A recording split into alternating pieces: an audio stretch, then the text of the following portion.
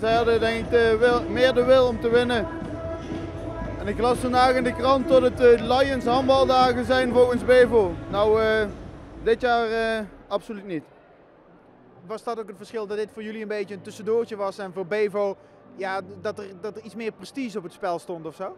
Nou, ik denk dat het normaal gesproken wel een van de speerpunten van ons is om, in het seizoen. Het is gewoon hartstikke mooi om hier te spelen. En ja, het is eigenlijk ook ja, meer ons toernooi, zeg maar. Het was van BFC Stadion en VNL. En ja, van jongs af aan kom je hier en wil je hier altijd presteren. Maar goed, we hebben nu zo'n druk programma en ook de Europese wedstrijden. Het zijn allemaal hele slechte excuses en daar wil ik het ook helemaal niet aan opdragen. Het heeft hier gelegen aan de wil om te winnen en ja, dat is een kwalijke zaak van onze kant. Jullie winnen ongeveer alles dit seizoen. Na 1 keer gelijk gespeeld tegen Bevo. En dan nu toch een nederlaag en natuurlijk nog gelijkspel in de poolfase erbij. Komt dat dan hard aan?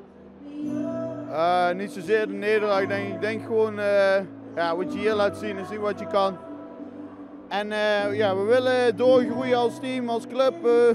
We zijn doorgestoten tot de Europese subtop en dan bijna in stand verplicht om het iedere wedstrijd te laten zien. En dat ging vandaag mis?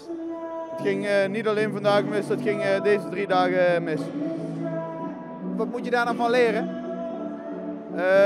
Dat wij, als we niet 300% werken, dat we maar een heel matig team hebben. Dat lijkt mij een goede opdracht voor de rest van het seizoen.